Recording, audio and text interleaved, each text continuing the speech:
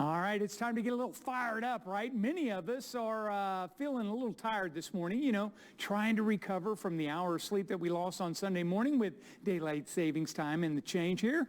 Well, here to give us some Monday morning motivation is leadership expert Pete Blank. Good morning, Pete. How you doing? I'm good, Sheldon. We all missed that 1 hour this past week really bad, didn't we? You guys especially. Yeah, who would think that an hour means that much, but it really does. Well, it's interesting, too, because we all can't agree on this. And today I don't want to talk about the political side of it, because right now I think 22 states out there have introduced legislation that they want to switch to full-time daylight savings time. Some say they don't. And all of that, will everybody else figure that out? I'm just here to share today, now that we have this extra hour for the next few months, what should we do with it? So I'll kind of start by throwing it back to you. What do you like doing with your extra hour of daylight at the end of the night, Sheldon? Well, there's a couple things. I get to spend a little more activities with the family outside, or I get an extra hour to do yard work. I don't have to rush to get it done.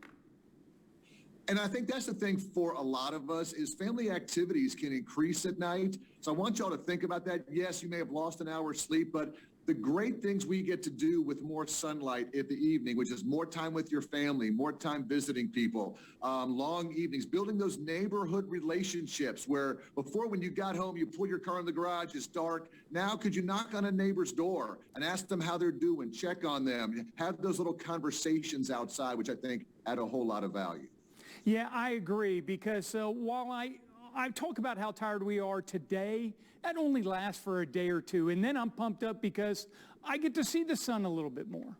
Absolutely, absolutely. And there are some statistics out there that talk about crime rates go down because, again, there's less daylight hours at night. People are safer on the road, believe it or not. There's fewer accidents because of that. But my big thing is, yes, I understand that there's some, what do they call it, circadian rhythms or things yes. that kind of get out of whack. So while I get that, I think from a motivational perspective, let's embrace it. It's here, it is what it is, and there are some health benefits too, because again, maybe we can exercise more when we get home, we get more vitamin D. There's a lot of good things to an extra hour of sunlight. Yeah, I think you've hit it right there, because usually when the sun does go down earlier, that means I wind down. And now that we don't, I have more energy. I have more energy.